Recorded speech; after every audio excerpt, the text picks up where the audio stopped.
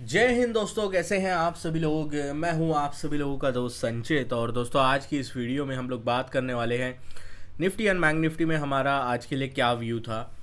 कैसे जो है कल शाम को जो पूरी कयासें लगाई जा रही थी कि अमित शाह जी को वित्त मंत्रालय दिया जा सकता है, उन कयासों पे विराम लगाते हुए प्राइम मिनिस्टर मोदी ने दोबारा से निर्मला सीतारमन जी को वित्त मंत्रालय का पद दिया और बाज़ार में एक स्टेबिलिटी लाने की जो है वहाँ से कोशिश हुई। तो क्या ये कोशिश कामयाब रही या कामयाब रहेगी, आगे क्या सिचुएशन बन सकती है और ऐसा कौन सा डेटा है कल अमेरिका में जो बहुत चीज़ें डिसाइड जो है अब ग्लोबल मार्केट्स के लिए करने वाला है। और कल मेरे पास एक सवाल आया था टेलीग्राम पे और यूट्यूब के कमेंट सेक्शन में भी एक सवाल काफ़ी ज़्यादा पूछा जा रहा है कि क्या हमें लॉन्ग टर्म इन्वेस्ट करना चाहिए। क्यों? क्योंकि क्या ये सरकार 5 साल चलेगी।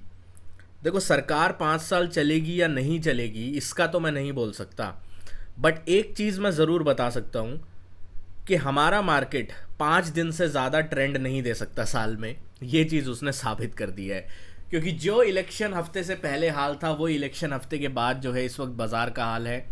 कोई मूवमेंट देने को तैयार नहीं है। अगर हम डे ऑन डे बेसिस पे देखते हैं तो आपको लगेगा ही नहीं कि बाज़ार आज के दिन खुला था। 5 पॉइंट ऊपर निफ्टी, 70 पॉइंट नीचे बैंक निफ्टी, 20 पॉइंट नीचे फाइनेंशियल निफ्टी आज एक्सपायरी वाले दिन। तो बहुत ज़्यादा डिफ़िकल्टी डेफिनेटली लोगों को हुई है। किस तरीके से प्लान आउट कर सकते हैं, सारी चीज़ें डिस्कस करेंगे इस वीडियो में। तो दोस्तों, वीडियो शुरू करने से पहले सबसे पहले तो आप लोग लाइक करो। लाइक नहीं करते हो आप लोग, वीडियो को देख तो लेते हो बट लाइक कर दिया करो, और पसंद नहीं आती तो डिसलाइक कर दिया करो यार। थोड़ा पता चले कि क्या इंप्रूवमेंट्स और चेंजेस लाने की हमें ज़रूरत है। और हाँ, एक और चीज़ जो हम लोग काफ़ी दिनों से कंटिन्यू कर रहे थे इलेक्शन से पहले, बट भी इलेक्शन के टाइम में हम लोग थोड़ा उससे भटक गए, अब दोबारा से हम लोग कंटिन्यू करने वाले हैं। आज के दिन आपने क्या ट्रेड लिया, क्यों लिया, क्या उसका लॉजिक था, कितना आपको उसमें घाटा हुआ, मुनाफा हुआ, सारी चीज़ें अगर आप एक छोटा सा नीचे कमेंट सेक्शन में लिख देंगे तो वो आपके जैसे ही जितने भी ट्रेडर्स हैं, जो इस वक्त बडिंग ट्रेडर्स हैं, जो सीख रहे हैं, उनके लिए एक एक्सपीरियंस, उनके लिए एक अनुभव की तरह जो है वो काम करेगा। तो ये चीज़ अगर आप लिख देंगे तो बहुत बेहतर होगा। इससे आपका खुद का एक जो है रूटीन बन जाएगा कि आपने क्या क्या गलतियां करी, वो आप पढ़ने लगोगे।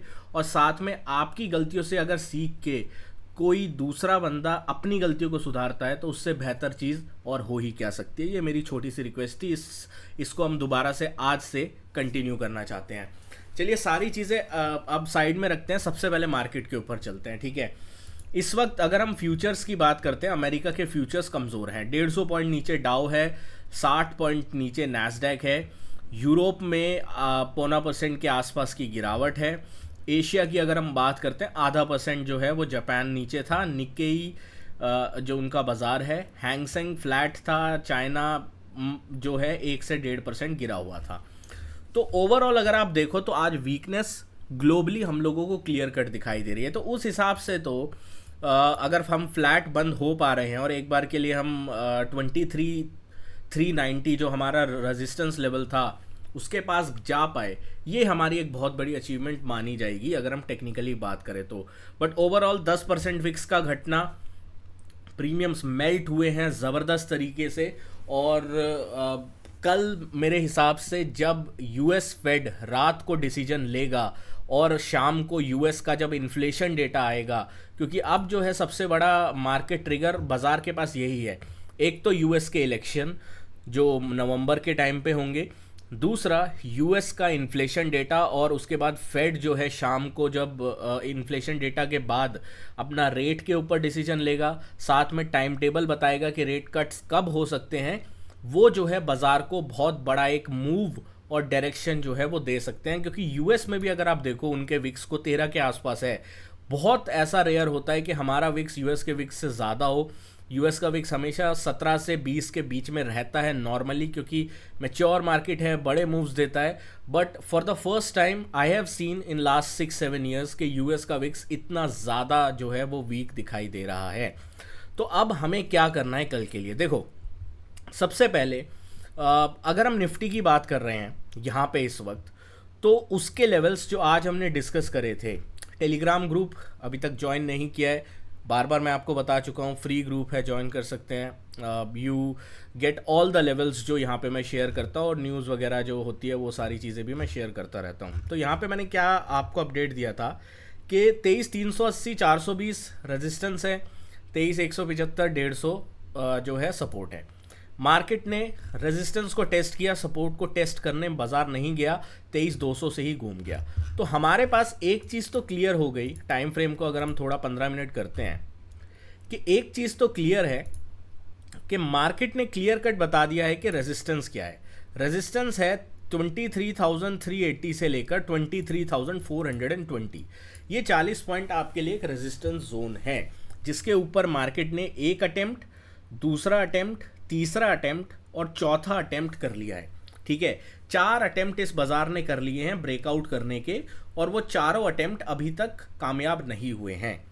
तो बेस्ट केस सिनेरियो क्या होगा, आप सीधा गैप अप मारो इस रेजिस्टेंस के ऊपर और उसके बाद आप ब्रेकआउट दे दो। ठीक है, इंट्राडे थोड़ा मुश्किल रहेगा, क्योंकि 4 बार अगर यहाँ पे रेजिस्टेंस आ चुका है तो देयर इज अ प्रोबेबिलिटी यहाँ पे जब ये दोबारा ऊपर जाएगा, सेलर्स को दिखेगा कि यार यहाँ पे ना बार बार जो है वो सेलिंग आई है इस लेवल के आसपास से, तो ये लोग क्या करेंगे, दोबारा से शॉर्ट करने का छोटा सा इनका एसएल होगा, 20-30 पॉइंट का शॉर्ट करने का अटेम्प्ट करेंगे, जो आज के दिन भी हुआ। तो अब आपको इस लेवल का बहुत ज़्यादा ध्यान रखना है आगे चलते हुए, अगर आपको फ्रेश एग्रेसिव तेज़ी करनी है। तो मंदी आपको कहाँ पे करनी है, मंदी आपको तभी करनी है जब आप ये लेवल को तोड़ोगे। ये लेवल कौन सा है, 23,150 का। 23,150 के लेवल के नीचे जब तक नहीं आता है तब तक आप जो है वो मंदी के बारे में नहीं सोच सकते, एग्रेसिव मंदी के बारे में नहीं सोच सकते। इंट्राडे रेजिस्टेंस के आसपास आपको सेल वगैरह करना है तो वो आप करने के बारे में सोच सकते हो, बट एग्रेसिव मंदी आप तभी सोचोगे जब 23,150 के नीचे निफ्टी जो है वो आना शुरू करेगा, और उसके बाद 23,150 के नीचे जो है 22,970 तक की जगह जो है वो ओपन हो जाएगी। ठीक है, बैंक निफ्टी की बात कर लेते हैं। बैंक निफ्टी की कल एक्सपायरी है, और एक्सपायरी से पहले इतनी ज़बरदस्त टाइट रेंज में बैंक निफ्टी जो है वो घुसा हुआ है ना, मतलब कहीं निकलने को तैयार नहीं है। और मैं आपको एक चीज़ क्लियर बोल देता हूँ कि अभी भी जब तक बैंक निफ्टी इस रेंज को नहीं तोड़ता है, 49,400 और 50,125, इस रेंज को बैंक निफ्टी नहीं तोड़ता है आइदर साइड, ज़बरदस्ती एग्रेसिव ट्रेड लेने की कोशिश ना करें। इंडिया विक्स वैसे ही धीरे धीरे नीचे जा रहा है, आपके प्रीमियम ज़बरदस्त तरीके से मेल्ट होंगे, प्रीमियम ये लोग जो है वो ख़त्म करने की कोशिश करेंगे ऑपरेटर, और आपको इसमें बहुत ज़्यादा इशू और दिक्कत हो सकती है। आज भी मिड कैप स्मॉल कैप चले हैं और इंडेक्स में प्रॉफिट बुकिंग हायर लेवल्स पे आई है, तो बैंक्स तो स्पेशली अंडर परफॉर्म कर ही रहा है। तो इस चीज़ का आपको ध्यान रखना है कि 49,400 450 के नीचे जब तक नहीं जाता है मैं शॉर्ट नहीं करूंगा, 50,000 50,125 के ऊपर नहीं जाता है, 50,075 50,125 के ऊपर नहीं जाता है, तब तक मैं लॉन्ग के लिए अवॉइड करूंगा। ये डिसिप्लिन रखना बहुत ज़्यादा ज़रूरी है इस वक्त, क्योंकि स्पेशली जब एक बड़ा मूव ऑलरेडी लास्ट वीक आ चुका है, 5 दिन का जैसे हमने बोला एक मूव आया, उसके बाद हो सकता है अगला जो ट्रिगर यूएस फेड से मिले, यूएस के इन्फ्लेशन डेटा से मिले, उसके बाद हमें थर्सडे को कुछ मोमेंटम देखने को मिले। तो डेफिनेटली इस चीज़ के ऊपर आपको नज़र रख के चलनी है। पुट कॉल रेशियो वाइज अगर मैं देखता हूँ, निफ्टी का पुट कॉल रेशियो 0.89 है, न्यूट्रल है। आई थिंक 0.89 भी इस वजह से है क्योंकि 24,000 पे मैसिव ओपन इंटरेस्ट है, मतलब 24,000 पे इतना ज़्यादा ओपन इंटरेस्ट है जितना आई थिंक 3 या 4 पुट स्ट्राइक्स को मिला के भी नहीं होगा। ठीक है, तो 24,000 तो एक बहुत बड़ा रेजिस्टेंस आपके लिए बन चुका है, साइकोलॉजिकल लेवल है। एक्सपायरी से पहले बैंक निफ्टी के अंदर अगर हम देखें तो 0.78 का पुट कॉल रेशियो है, मतलब न्यूट्रल है। पुट वाले भी स्ट्रेंथ के साथ खड़े हैं और कॉल वाले हालांकि ज़्यादा हैं। तो इस वक्त अगर आप देखो तो डेटा वाइज जो है वो न्यूट्रल सी पोजीशन जो है वो बैंक्स में बनी हुई है, और जैसा चार्ट भी दिखा रहा है, तो रेंज जब तक ब्रेक नहीं होगी अवॉइड ही करेंगे मैं एक्सपायरी वाले दिन भी। दोस्तों आशा करता हूँ वीडियो पसंद आई होगी। रेंज के बाहर अगर जाता है तो आपको पता है लेवल्स 48,800 का लेवल खुल जाएगा, और इसके ऊपर 50,700 का। ठीक है, तो लाइक किए बगैर कहीं मत जाना। मिलता हूँ नेक्स्ट वीडियो में। Thank you so much for watching guys. जय हिंद, वंदे मातरम।